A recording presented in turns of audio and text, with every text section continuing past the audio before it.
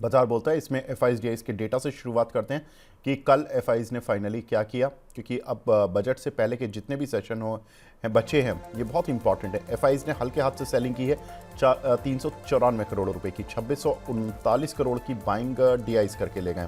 तो institution side से तो थम्स अप है, लेकिन आगे बढ़ते हैं। अब देखते हैं कि थम्स डाउन कहाँ पर है, क्योंकि कल अमेरिकन मार्केट में तेज सेल ऑफ था नेस्डैक वाले इंडेक्स में, क्योंकि वहाँ पर आईटी शेयरों में एक गिरावट थी। उसके कारण बताएंगे, क्योंकि माइक्रोसॉफ्ट का शेयर करीब 12% गिरता हुआ दिखाई दिया था। शंघाई हैंसेंग में आज गिरावट है, निकाई कोस्पी में ग्रीन मार्क बना हुआ है, लेकिन फ्लैट टू पॉजिटिव ही है निकाई। एक बार देख लेते हैं आज के टॉप गेनर्स कौन से काउंटर हैं जहां पर की अच्छी स्ट्रेंथ बन रही है। तो स्ट्रेंथ दिखाने वाले शेयर्स की लिस्ट आपके सामने है। रेमंड 12%, आइडिया में आज 10%। अभी सुबह मैं देख रहा था इसमें अपर सर्किट भी लग गया था एक बार। एवलॉन में करीब 9.25%, वालू फोर्ज करीब 9% और एमटीआर टेक करीब 9%। तो अच्छी स्ट्रेंथ दिखा रहे हैं। कुछ एक कंपनीज के इनमें रिजल्ट्स भी हैं, फॉर एग्जांपल एमटीआर टेक जैसी कंपनीज में रिजल्ट्स भी आए हैं, उसका असर भी है। एक बार देख लेते हैं कौन से काउंटर हैं जो कि आज गिरावट के साथ कामकाज कर रहे हैं। तो साउथ बैंक 14% नीचे, national aluminium, iron exchange, Hind copper, Hind zinc. आज तो मेटल शेयरों में बिकवाली 6.5 7.5% फंसा तो नहीं रही मेटल। प्रशांत सर, मेटल फंसा तो नहीं रही है? ऑब्वियसली आई थिंक जिस तरीके से कल रात को जो आधे घंटे में गोल्ड, सिल्वर, मेटल्स, कॉपर, आप नाम करो, हर चीज में एक बड़ा सा मोमेंटम नेगेटिव में आया था, फिर उसको अच्छा खासा रिकवरी भी आई। तो I think something we don't know about this action जो रात को हुआ है अभी तक।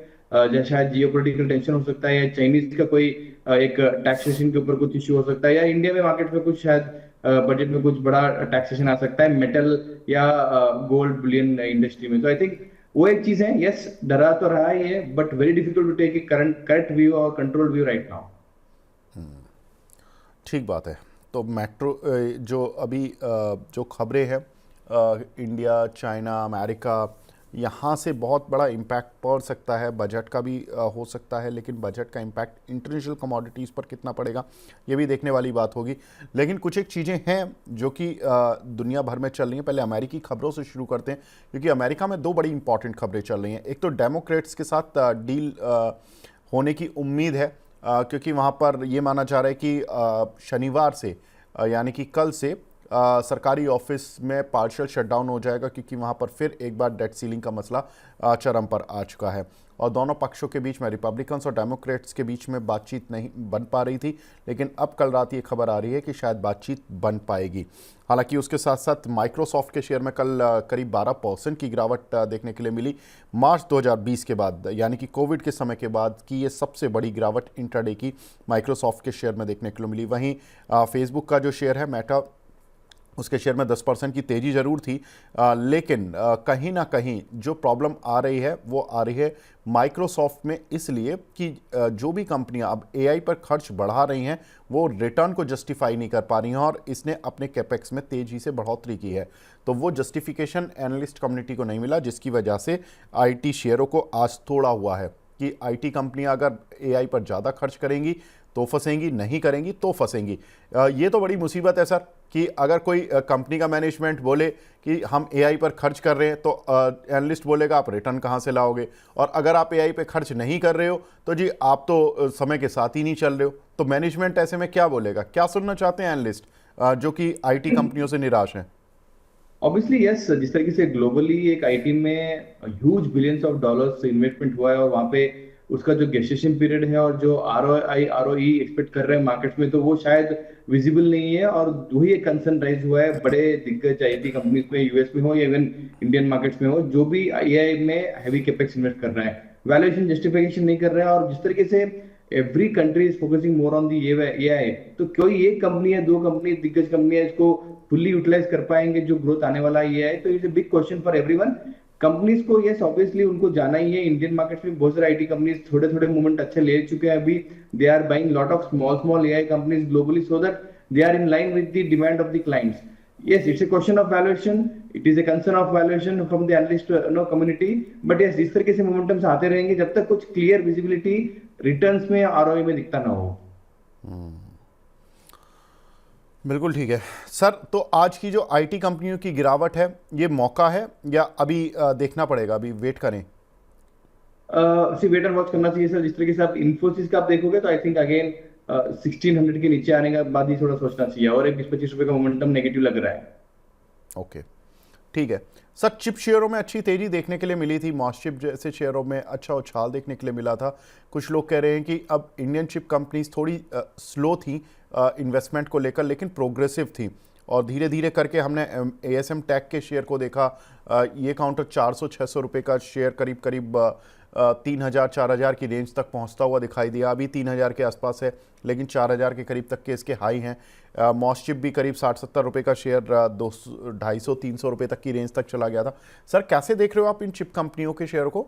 देखो, अच्छा खासा मोमेंटम तो आ चुके हैं, बट इसमें भी वैल्यूएशन का क्वेश्चन है। अभी आप देखो, मॉस्टिप जो एक जमाने में 20-25 पी के आसपास ट्रेड कर रहा था, आज ऑलमोस्ट 100 पी के आसपास ट्रेड कर रहा है। Price to book valuation 10 times पे आ चुका है। तो अगेन इसमें भी एक अच्छा खासा वैल्यूएशन नो स्ट्रेच हो चुका है against their earning growth. But जिस तरीके से चिप के लिए जो डिमांड बढ़ रहे हैं इंडियन मार्केट्स में, एक्सक्लूसिव चिप मैन्युफैक्चरिंग कंपनीज बहुत कम है, और बहुत सारे लोगों ने इन्वेस्टमेंट करना चालू कर दिया। Even Vedanta has started to invest more on the chips.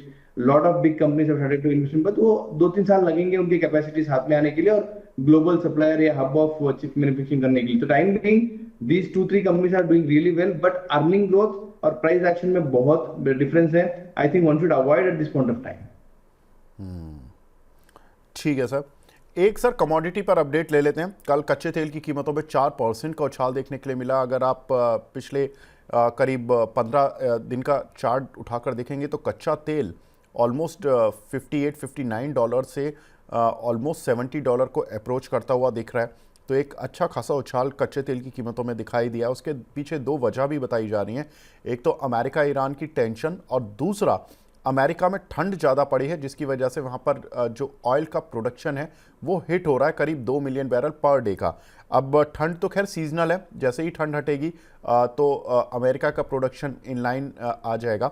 Sir आपको क्या लगता है, ईरान अमेरिका की टेंशन ज़्यादा प्रॉब्लम दे रही है या अमेरिका की ठंड क्रूड ऑयल की प्राइजेस को? सर प्रॉब्लम ऐसा है कि दोनों मिलके आ चुके हैं। अर्लियर तो अगर सीजनैलिटी बोलते हैं तो एवरी ईयर ऐसे सीजनैलिटी वहाँ पे होता ही है, ठंड वाला। बट ये बार उसके साथ इमीडिएटली जिस तरीके से ट्रम्प साहब ने जो डायलॉग्स मारना चालू कर दिए ईरान के ऊपर with respect to all the geopolitical tension create करने के लिए, so that is adding some kind of additional fire in the movement of crude. तो आई थिंक ये मोमेंटम रहेगा, मतलब 70-72 के ऊपर अगर क्लोजिंग मिल जाता है आजकल में ही, सो वीकेंड में देयर आर एक्सपेक्टेशंस कि there will be more headlines by Trump moving towards Iran. तो हो जाता है कि वो सब टेंशन से ये 75-80 तक भी जा सकता है। अच्छा, 75-80 तक आ सकता है। तो सर हम अपनी ऑयल कंपनियों में एक्सप्लोरेशन कंपनीज को खरीदें? वैसे ओएनजीसी, ऑयल इंडिया तो काफ़ी चल चुके हैं 1-2 दिन में, लेकिन कुछ एक कंपनियां मिड कैप नाम में ले रहा हूँ, Hindustan oil exploration, Selan exploration, जिन्होंने उतना सर्च नहीं दिखाया। रिलायंस ने भी फॉर एग्जांपल उतना सर्च नहीं दिखाया। या हमें ऑयल मार्केटिंग कंपनीज को बेचना है या इनसे दूर रहना है? बेटर टू exit और be sell in the OMC companies, because इस तरीके से ये जो एंजॉय कर रहे थे लोए क्रूड प्राइसेस से और उनके जो मार्जिन इंप्रूवमेंट हो रहे थे, तो वो शायद वहाँ पे कंप्रेस हो जाएगा। तो आगे जाके थोड़ा सा ओएनजी अपना एचपीसीएल बीपीसीएल आईओसी में अंडर प्रेशर रहेगा, यहाँ पे शॉर्ट भी जा सकते हो, या पोजीशन है तो एक बार बुकिंग करना चाहिए। प्लस मिड कैप से ज्यादा आपने को ओएनजीसी पे अभी भी फोकस करना चाहिए। I think ONGC, oil India, Reliance industries, ये 3 कंपनियां ज्यादा बेनिफिट रहेंगे when the crude is going on the north direction। so वो वहाँ पे पोजीशन ट्रेडिंग हिसाब से लगना चाहिए, बट जिस तरीके से वोलेटिलिटी है, strict stop loss of at least 2-5% and expect some good momentum in the front line stocks. ठीक है सर। तो ये बात रही क्रूड ऑयल प्राइजेस की। लेकिन सर कल इंट्राडे में जैसा आप बता भी रहे थे कि गोल्ड की प्राइजेस ऑलमोस्ट $5600 तक चली गई थी, और वहाँ से गोल्ड तेज़ी से फिसलता हुआ दिखाई दिया। आज हम देख रहे हैं कि मेटल के शेयरों में तेज गिरावट है। सर क्या माने, गोल्ड अब देखिए ज़्यादातर एनालिस्ट ये बोल रहे हैं कि अब बबल जोन में जा चुका है, जहाँ पर कि जब वो फटेगा ये नहीं पता कि कैसे फटेगा, कितने लेवल पर जाकर फटेगा, लेकिन जब भी फटेगा तो बड़ी दिक्कत आ जाएगी। अब आपको क्या लगता है सर, जो गोल्ड से जुड़ी हुई कंपनियां हैं, अब देखिए गोल्ड में तो जिन्होंने पैसा लगाया ठीक, लेकिन जिन्होंने गोल्ड की कंपनियों में पैसा लगाया, चांदी की कंपनी में, हिंदुस्तान जिंक में पैसा लगाया, कॉपर भी उतनी तेज़ी से बढ़ रहा था, कल अपर सर्किट लग गया था तो हिंदुस्तान कॉपर भी कल 20% चलता हुआ दिखाई दिया। इन शेयरों पर क्या करें सर? तो जिस तरीके से लास्ट 3 महीने में ये सब काइंड ऑफ स्टॉक्स में या मेटल्स में जो रैली आ चुकी है, आई थिंक वो कंसिडर करके मोर देन 50 to 60% लोग प्रॉफिट बुकिंग कर देना चाहिए। फ्रेश पोजीशन यहाँ पे लेना नहीं चाहिए, बिकॉज जिस तरीके से कल रात का जो इंडिकेशन मिला हुआ है, जो ड्रास्टिक फॉल आया हुआ है, I think that is saying something which we are not able to understand. और इंडियन मार्केट्स का मोमेंटम अलग है गोल्ड और सिल्वर के हिसाब से, बट बाकी मेटल्स में मैं देख रहा हूँ तो आई थिंक अच्छा खासा मोमेंटम प्रॉफिट बुकिंग में आना चाहिए, और यहाँ से एटलीस्ट 15-20% मोमेंटम नीचे आना चाहिए if the yesterday's indication is really serious. But I think obviously यहाँ से अपसाइड बहुत लिमिटेड रहेगा, किसी को अगर फ्रेश पोजीशन लेना भी है तो better to be on the sideways और सेल ऑन प्रॉफिट्स। ठीक है सर, अब कुछ रिजल्ट्स की तरफ बढ़ते हैं। आईटीसी रिजल्ट आए कंपनी के कल, प्रॉफिट करीब 10% गिरता हुआ दिखाई दिया, 9.7% प्रॉफिट डाउन आया, लेकिन रेवेन्यूज़ में करीब 6% का जंप, एबिटा में करीब 7.5% का जंप, एबिटा मार्जिन्स भी ठीक है, 60 बेसिस पॉइंट बढ़े हैं, और कंपनी में 274 करोड़ रुपए का एक लेबर की जो कॉस्ट है, वन टाइम कॉस्ट, वो बढ़ी है, वो लेबर नियमों की वजह से ज़्यादातर कंपनीज ने इस तरह का डिस्क्लोजर दिया है इस बार। अगर वो 274 करोड़ भी ऐड कर दें हम प्रॉफिट में, तो थोड़ा सा प्रॉफिटेबिलिटी, प्रॉफिट कम गिरता। आपने क्या रीड किया सर आईटीसी के रिजल्ट्स में? और चूंकि अब कल जी सर, एक चीज़ और बस मैं जोड़ रहा हूँ, बजट में कुछ डर तो नहीं है आईटीसी को लेकर? सर जो डर है आई थिंक प्राइस के अंदर डिस्काउंटेड है। जिस तरीके से 1 महीने पहले गवर्नमेंट ऑफ इंडिया ने कुछ एक्सेस ड्यूटी बढ़ाने का 2 से 5 रुपए तक जो कॉस्ट बढ़ने वाली थी, वो सब चीजें इंडिकेशन दे दी, और वही रीजन से स्टॉक ने अच्छा खासा, मतलब ऑलमोस्ट 403 से लेके आज की तारीख में ऑलमोस्ट 220 320 और 330 के बीच में आ चुका है। तो वो जो डर है वो डर प्राइस्ड इन है, और अगर वो जो एक्सपेक्टेशन थे इन लाइन अगर बजट में आ गया तो आई थिंक एक अच्छा खासा जंप भी आ सकता है। हमने बहुत बार देखा है कि पहले बजट से पहले गिर जाता है, और बजट में अगर जितना इंडस्ट्री ने एक्सपेक्ट किया था जो एक्सेस ड्यूटी बढ़ने वाला उतना ही अगर आ गया तो वो दिन शायद 5-10% के ऊपर भी आ सकता है। This is the expectation historically ITC ने फेस किया हुआ है। When we see the numbers of the ITC for December numbers, expectation was really bad. जिस तरीके से लोग एक्सपेक्ट कर रहे थे कि थोड़ा कम और ग्रोथ आएगा इन दी सिगरेट सेल्स, बट अगेन उतना इंपैक्ट दिखा नहीं है। 7.5% के आसपास सिगरेट वॉल्यूम का ग्रोथ आया हुआ है, where market was expecting 5 to 7% range, तो हायर एंड ऑफ रेंज ये टच किया हुआ है। तो आई थिंक वो जो अगर इनकम एक्सेस ड्यूटी बढ़ जाता है और जो वॉल्यूम डी ग्रोथ एक्सपेक्टेशन रहेगा, तो मुझे लगता है कि जनवरी फरवरी मार्च में आना चाहिए। बट जिस तरीके से मैंने जो एक स्टडी किया है जगह दुकानों में, तो वहां पे देखा है कि 2 रुपया या 2.5 रुपया ऑलरेडी बढ़ चुका है भाव। उन्होंने एक्चुअली वो एक प्राइस स्लोली उन्होंने पास ऑन कर दिया मार्केट्स में। आई think that is a good way what ITC has done. Numbers में एबिटा में कुछ ज्यादा फर्क नहीं पड़ा है, प्रॉफिटेबिलिटी थोड़ा कम हुआ है, and that is very structural reason of labour code का हिसाब से जो हुआ है। बट ओवरऑल एक्सपेक्टेशंस था खराब, आया stable to positive, that is why the markets are trading very positive. ठीक है, तो आईटीसी पर आपको एक व्यू मिला है। अब अगला शेयर रहेगा प्रेस्टीज एस्टेट, जहां पर रिजल्ट्स तो काफ़ी शानदार देखने के लिए मिले हैं। कंपनी का जो नेट प्रॉफिट है 18 करोड़ से बढ़कर 223 करोड़ आया, रेवेन्यूज़ में 134% का जंप, एबिटा में 46% का जंप, मार्जिन्स थोड़े से लेकिन डिक्लाइन हुए, 35.7% से गिरकर 22.2%। सर कैसे देख रहे हो प्रेस्टीज को?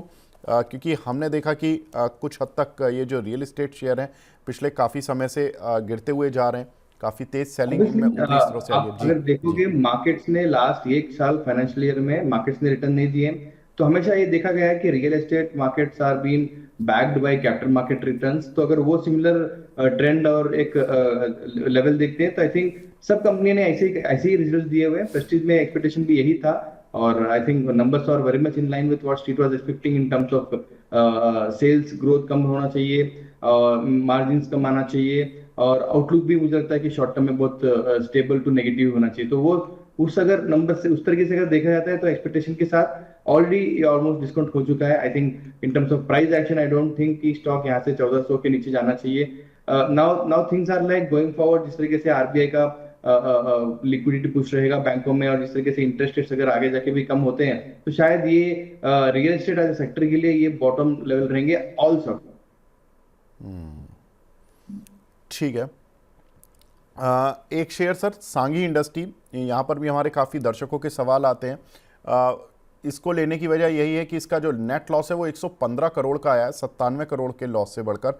एबिटा भी करीब 25% डाउन हुआ है, हालांकि रेवेन्यूज़ में थोड़ा जंप है, लेकिन मार्जिन्स काफ़ी तेज़ी से गिरे हैं, 11.7% से गिर के 8.3%। सर क्या प्रॉब्लम है इस कंपनी में? अब तो इसका ग्रुप भी चेंज हो गया। आई थिंक देखो, मैंने कभी डिटेल स्टडी तो किया नहीं इसके ऊपर, बट अगेन आई अंडरस्टैंड जब भी कंपनीज के लॉसेस बढ़ते हैं, जब भी कंपनी से कंटिन्यूअस लॉसेस रहते हैं, तो आई थिंक वो स्टॉक्स को थोड़ा सा अवॉइड ही करना चाहिए। Valuation wise not so comfortable to have a very positive outlook right now. Numbers भी ऑलमोस्ट खराब ही आए हुए हैं, रेशियोज भी खराब है, तो आई थिंक वो एक फर्स्ट राउंड ऑफ अंडरस्टैंडिंग जो नंबर्स देके कर रहा हूँ, तो ऑब्वियसली जो नेगेटिव आउटलुक रहना चाहिए और अवॉइड ही करना चाहिए। जी। अदानी का कोई लेना देना नहीं है सर? मतलब अंबुजा सीमेंट ने इस कंपनी, अंबुजा सीमेंट इसकी अब प्रमोटर कंपनी है, तो अंबुजा टाइम सीमेंट का फायदा? टाइमिंग तो मुझे लगता है जो लेने के बाद जो टीथिंग प्रॉब्लम आना चाहिए, कोई स्ट्रक्चरल चेंजेस आना चाहिए, तो उसके हिसाब से नंबर्स अभी भी खराब ही है। Let's see how the management take this going forward, उसके बाद ही कुछ अपडेट कर सकते हैं इसके ऊपर। ठीक है। एनटीपीसी ग्रीन सर अगला काउंटर, जहां पर कि नेट प्रॉफिट काफ़ी तेज़ी से गिरा, 17.5 करोड़ का नेट प्रॉफिट रह गया, ऑलमोस्ट 73% नेट प्रॉफिट डाउन हुआ है। रेवेन्यूज़ में 29% का जंप देखने के लिए मिला है, एबिटा में 34% का जंप देखने के लिए मिला है, मार्जिन्स भी इंप्रूव हुए हैं। तो ओवरऑल रिजल्ट तो ठीक ही लग रहे हैं, भले ही वो नेट प्रॉफिट फ्रंट पर थोड़ा सा दिक्कत आई हो, लेकिन काउंटर ने नेट प्रॉफिट को ही रीड किया और करीब 4.5% नीचे है।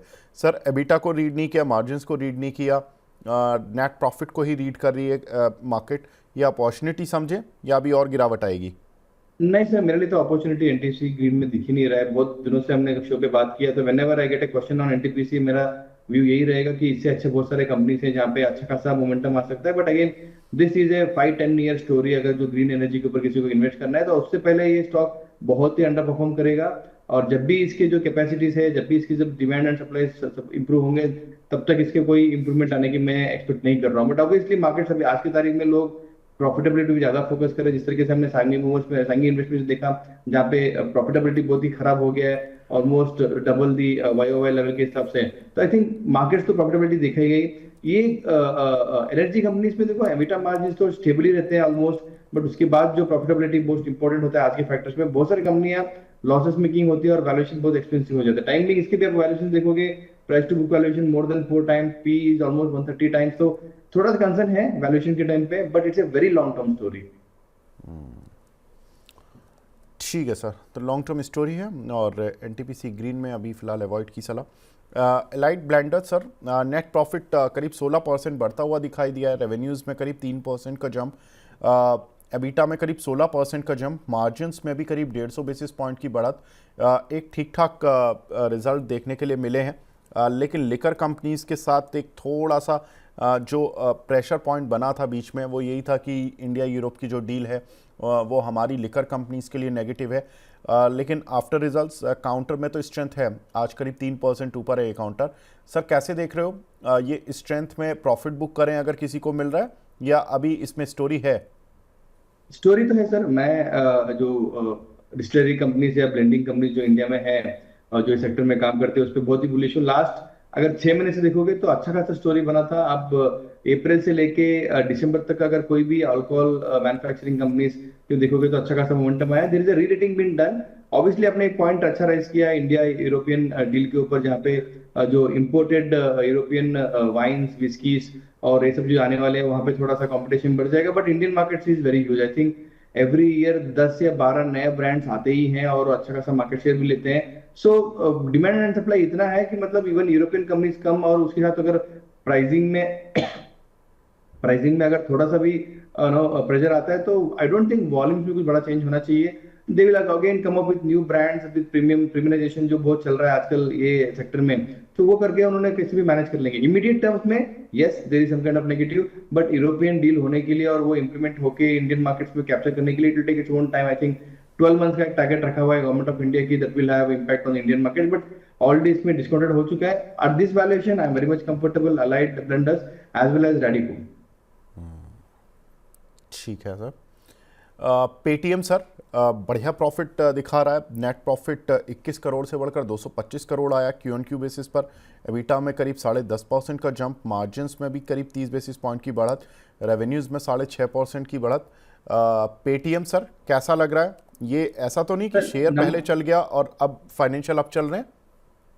एक्चुअली ऐसा हो चुका है, बट अगर जिस तरीके से अगर आप क्वार्टर ऑन क्वार्टर नंबर देखते हो तो बहुत वोलेटाइल रहा हुआ है। ये बार जो 225 करोड़ के आसपास जो नेट प्रॉफिट दिखा रहा है कि market is not able to digest that, कि अगले क्वार्टर में सिमिलर काइंड ऑफ ग्रोथ आने वाला है कि नहीं आने वाला है।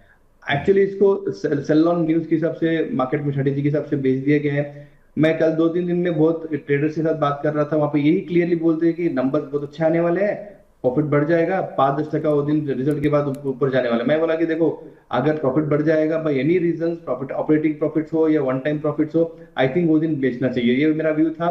I did not give any clear call on this, but जिस तरीके से नंबर्स देखा आई वाज शॉक कि आज सुबह सब लोग बोल रहे 10%, तो I was expecting for that, but हुआ नहीं, वही 3-4% के नीचे के आसपास आ गया। तो I am still very negative only because there are very uncertainty with respect to the quarter quarter business growth. वो अनसर्टेनिटी जब तक क्लियर होता नहीं है, अगर नेक्स्ट क्वार्टर भी अगर 200-300 के बीच में अगर प्रॉफिटेबिलिटी आती है, एटलीस्ट स्टेबल आती है, तो देन ओनली आई थिंक एक फ्रेश पोजीशन लेने के लिए एक व्यू बनता है।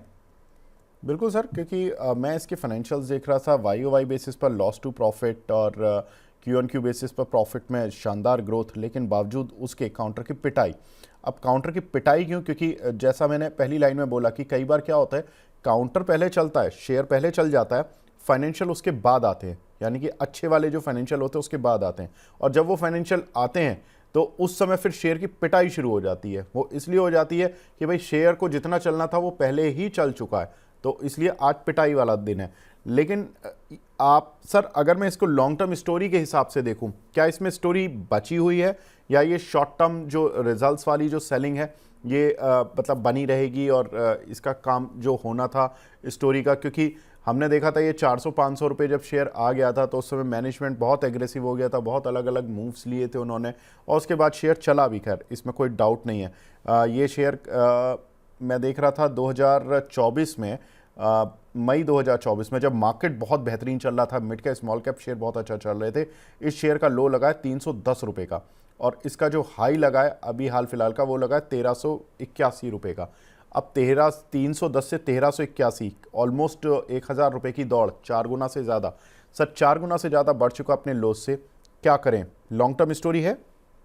देखो सर, फर्स्ट ऑफ ऑल तो गिरावट का कारण और चढ़ने का जो कारण है दोनों सिमिलर ही हैं। गिरावट का कारण जो गवर्नमेंट का इंटरवेंशन था, बहुत सारे चीजों पे उनके लाइसेंस के ऊपर स्टॉप किया गया था, कुछ क्वेश्चनिंग किया गया था, और नए क्लाइंट्स को ऐड करने के हिसाब से भी उन्होंने कुछ रेगुलेशंस लगा दिए थे। और उसके बाद जो लो लगाया था, आपने जो भाव बताया 300-400 के बीच में, उसके बाद फिर से they started getting all the clearances from the government, RBI के साथ हो या बैंकों के साथ हो या फाइनेंशियल मिनिस्ट्री के साथ हो। तो I think that is again giving lot of opportunity कि ये फिर से वो धंधे में, वो बिजनेस में अग्रेसिवली ग्रो कर सकते हैं। तो सिमिलर व्यू के हिसाब से स्टॉक ने अच्छा खासा 3-4 एक्स तक रिटर्न दे चुका है मार्केट में। बट अभी आज की तारीख में again business is more important. जिस तरीके से ये जो डिजिटल मनी, एनबीएफसी और जो भी ऑल्टरनेट बिजनेस ने जो खड़ा किया था, उसके ऊपर भी आई थिंक रिसेंटली एक क्वेश्चन आया था जहाँ पे उनको एक आरबीआई से फिर से एक कोई सेगमेंट में बिजनेस को स्टॉप करने के लिए वार्निंग मिला हुआ है। तो ऐसे वोलेटिलिटी वार्निंग और intervention from RBI and the government will keep on coming, because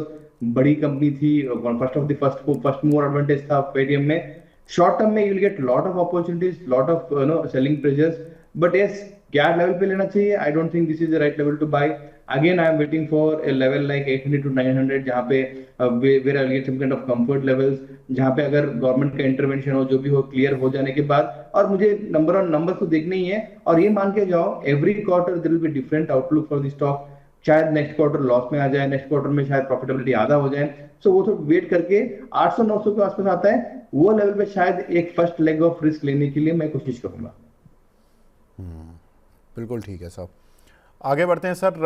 आपने जो कल रात स्टडी की थी, आप बता रहे थे ना शो की शुरुआत में कि मैंने कुछ शेयर शॉर्टलिस्ट किए थे, अब सर उनकी बताइए कौन से शेयर शॉर्टलिस्ट किए हैं? तो पहला शेयर था सर मेरे हिसाब से Kotak bank. Kotak bank okay. के नंबर्स भी अच्छे थे, कॉर्पोरेट बड़ा कॉर्पोरेट एक्शन हो चुका है नाउ।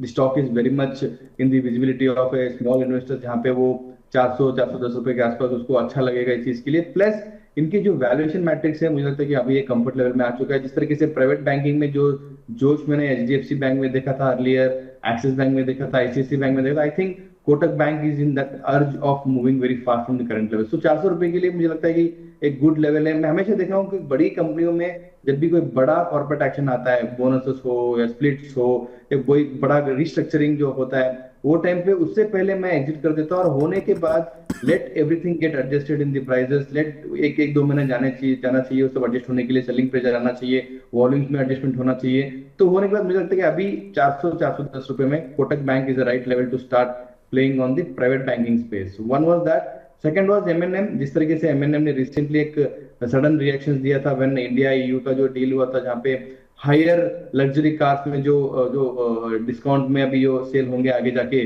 जहाँ पे टैक्सेशन 110 से लेके 40 तक आ चुका है, और going forward it will be done for 10%।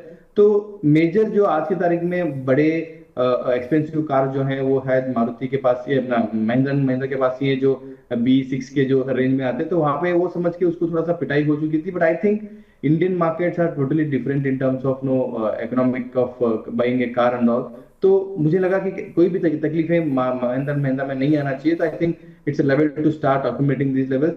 May be another 100-200 rupees का मोमेंटम नीचे में आ सकता है। 3100 to 3200 can be a best range for a new fresh investor in the Mahindra Mahindra. और महिंद्रा महिंद्रा देखो, जिस तरीके से टाटा मोटर्स पहले कंसोलिडेटेड था, जहाँ पे lorry business, car business, EV business, tractor business, सब कुछ तो इन्वॉल्व था। तो आई थिंक वो एडवांटेज मिल सकता है आगे जाके। मुझे लगता है कि यहाँ पे भी कहीं भी डीमर्जर के स्टोरीज या कुछ नए नए स्ट्रक्चरल चेंजेस आ सकते हैं महिंद्रा महिंद्रा में। तो that was second stock. Again Adani enterprises, जिस तरीके से उसके अंदर जो मल्टी सेगमेंट्स बिजनेस मॉडल्स हैं, आगे जाके साल 2 साल के अंदर वहां पे भी कुछ अच्छे खासे डीमर्जर स्टोरीज बन सकते हैं। तो दीज आर 3 स्टॉक्स। बाकी बहुत सारे जियो फाइनेंशियल्स भी हैं। जियो फाइनेंशियल मुझे लगता है कि जो एक्चुअल बिजनेस जो उन्होंने जो स्टार्ट किया था लास्ट 2 साल में, वो बिजनेस ऑपरेटिंग होना चालू हो चुका है। I think coming 1 or 2 quarters में बिजनेस ऑपरेटिंग से प्रॉफिटेबल आना चालू हो जाएगा। तो I think that is give me very comfort level कि 250 के रेंज में Jio Finance can be a right stock one should buy at this point of time. And we know how aggressive Reliance or Mukesh Bhai can go into this business, or multi segment business model है। I think that can do really better। और ऐसे double false में ये stocks को आपको लेना चाहिए। भारतीय एयरटेल भी लास्ट स्टॉक फॉर मी, जहाँ पे जिस तरीके से 2000 के नीचे कंसोलिडेट कर रहा है। आई थिंक गोइंग फॉरवर्ड भारतीय Airtel can really do better. और जब ये जियो आईपीओ आएगा मोबाइल का, उसके टाइम पे जो वैल्यूएशन को जो मैच करने की कोशिश करेंगे, तो आई थिंक ऑब्वियसली मुकेश भाई will come up with very high valuations के लिस्टिंग पे। तो अगर Bharti Airtel is neck to neck competitor for every moment in the telecom industry, तो this will also gain a lot. तो मेरे लिए ये स्टॉक 2400 का एक लग रहा है ये लेवल से लेने के लिए। तो साल भर के लिए सबसे भारतीय एयरटेल भी ले सकते हो। तो ये कुछ एक लार्ज कैप शेयर जहां पर की खरीदारी करके चला जा सकता है। कोटक महिंद्रा बैंक, महिंद्रा एंड महिंद्रा, भारतीय एयरटेल, जियो फाइनेंशियल जैसे शेयर्स हैं जहां पर कि आप थोड़ा सा कम रिस्क के साथ अच्छे रिटर्न की उम्मीद कर सकते हो। ये प्रशांत सर ने बजट से पहले कुछ अपने कन्विक्शन लिस्ट में उन्होंने अपने स्टॉक्स निकाले हैं। लेकिन अब हमारे साथ दूसरे खास मेहमान भी जुड़ चुके हैं। हमारे साथ जैन साहब जुड़ चुके हैं, अंशुल जैन साहब, हेड ऑफ रिसर्च हैं लक्ष्मीश्री इन्वेस्टमेंट के। जैन साहब, गुड मॉर्निंग। नमस्कार प्रशांत भाई को भी नमस्कार। Very good morning. अंशुल भाई, ये मार्केट में आज बजट से पहले कहाँ बेट लगा रहे हो? तो बजट से ये आपको प्रशांत ज्यादा अच्छा बताएगा कि बजट में क्या चलेगा क्या नहीं चलेगा। मैं इंडिविजुअल काउंटर्स, मतलब जहां चल रहे हैं, चलते घोड़े पे चढ़ो उतरो और काम खत्म करो, वो वाला हिसाब किताब है। तो एग्जैक्ट बजट रिलेटेड नहीं, एक स्टॉक मैं आपको जरूर दिखा देता हूं। जमुना ऑटो ट्रैक करना स्टार्ट कीजिए। ऑलमोस्ट सर्टेन है कि अगर यहां से 105 रुपए नहीं टूटा, मंथली चार्ट पे मेजर सपोर्ट के अंदर आया है, यहां से ऊपर ऑल टाइम हाई तक ना डेली पे कोई रेजिस्टेंस है ना वीकली पे कोई रेजिस्टेंस है, मतलब जिसको हम कहते हैं लो रेजिस्टेंस लिक्विडिटी रन, वो बन सकता है। क्योंकि मंथली के ये ऐसे नहीं समझ में आएगा। एक मिनट में आपको चार्ट शेयर करके दिखाता हूं। चार्ट मेरा दिखे तो बताइएगा। मतलब ये इस तरीके से अगर आप शेयर आइडेंटिफाई करके काम करते हैं, जिसको कहते हैं हम, मतलब 3-4 जो आपकी स्टाइल ऑफ ट्रेडिंग है कि ले लिया, 3 महीने 4 महीने बैठे हैं और मोटा पैसा कमा के बाहर हो गए, तभी आप मोटे आसामी हैं, हम लोग गरीब आदमी हैं। ये देखिए हाँ, ये देखिए मंथली पे एक ये था आखिरी, मतलब ये था मंथली पे बुलिश एफईजी, इसके अंदर टेस्ट किया है और डेली पे आप देख रहे हैं कहीं भी कोई रेजिस्टेंस बचा नहीं है। कल ये मोटे वॉल्यूम से चला है, आज अच्छा ये 75 मिनट के चार्ट पे सॉरी, आज चला है ये मोटे वॉल्यूम पे ओपन लो के साथ। ये परसों भी चला था, कल वापस से एक ट्रैप बनाया, आज वापस चला है। तो मंथली पे आए, वीकली पे आप देख लो ये एक छोटा सा यहाँ गैप था, वो उसको फिल करके ही ये रिएक्शन मंथली के सपोर्ट जोन तक आया है। तो जो वीकली का आपको ये रिएक्शन दिख रहा है, ये आपको मंथली के सॉरी वीकली पे पुराना एक गैप फिल हुआ था, इसलिए ये मंथली के सपोर्ट जोन में आया है। तो अब यहाँ से ऊपर तक कोई भी रेजिस्टेंस नहीं बचा है। और अगर आपको दूसरे चश्मे से देखना है, एसएमटी के चश्मे से नहीं देखना है, तो आप कप एंड हैंडल के चश्मे से भी देख सकते हो। तो किसी भी चश्मे से देखो, अगर ये स्टॉक फटा, बजट में कुछ इनको अच्छा मिल गया, तो 175 180 आराम से मिल जाएगा। तो खोने को 20 रुपए, पाने को मैं फिर वही टारगेट लगाने के मूड में नहीं हूं। टारगेट लगाने की जगह मैं 105 के स्टॉप लॉस से ही इसको चलते देना चाहता हूं। ठीक है, तो जमुना ऑटो यहाँ पर ऑलरेडी एक 6% का मूव तो है काउंटर में, लेकिन यहाँ पर अभी और मूव अंशुल भाई के हिसाब से बन सकता है। स्टॉप लॉस थोड़ा डीप है, लेकिन टारगेट भी अच्छा खासा है। मतलब एक 60-70 रुपये का अपसाइड के बाद हम रिव्यू कर लेंगे। अंशुल जी तो जब आएंगे तो उनसे रिव्यू करते रहेंगे हर 10-20 रुपये के गैप में, कि जब जब ऊपर चलेगा अगर, तो इस काउंटर पर रिव्यू लेते रहेंगे। ठीक है अंशुल भाई, एक जमुना ऑटो हो गया, और कोई शेयर है क्या अंशुल भाई? अभी प्रशांत जी ने तो 5-6 शेयर बताए। ना, प्रशांत भाई ने 5-6 बता ही दिए तो चल ही जाएंगे, उसमें कोई डाउट ही नहीं है। दूसरा अपना पुराना इंडसइंड बैंक फेवरेट वापस से आज मोमेंटम आना स्टार्ट हुआ है। फिर ये 892 रिटेस्ट करके चल रहा है, तो 1084 1085 तक जो पुराना टारगेट है वो धीरे धीरे करके आ जाएगा। तो इंट्राडे बेट या इस टाइप की एक्टिविटी करने की जगह शांति से लेके छोड़ दीजिए। 1084 के आसपास, मतलब 1050 के ऊपर देखेंगे क्या करना है। ठीक है, चलो। तो इंडसइंड बैंक अंशुल भाई की तरफ से, कोटक महिंद्रा बैंक प्रशांत जी की तरफ से, अंशुल जी की तरफ से जमुना ऑटो, उनकी तरफ से महिंद्रा एंड महिंद्रा। तो मतलब एक ऑटो एक बैंक दोनों ने दे दिए। अब देखते हैं, अंशुल भाई ने थोड़े मिड कैप वाले दिए हैं और प्रशांत भाई ने थोड़े लार्ज कैप दिए हैं। तो एक अच्छा खासा पोर्टफोलियो बजट से पहले बन गया है, कन्विक्शन स्ट्रांग है दोनों की।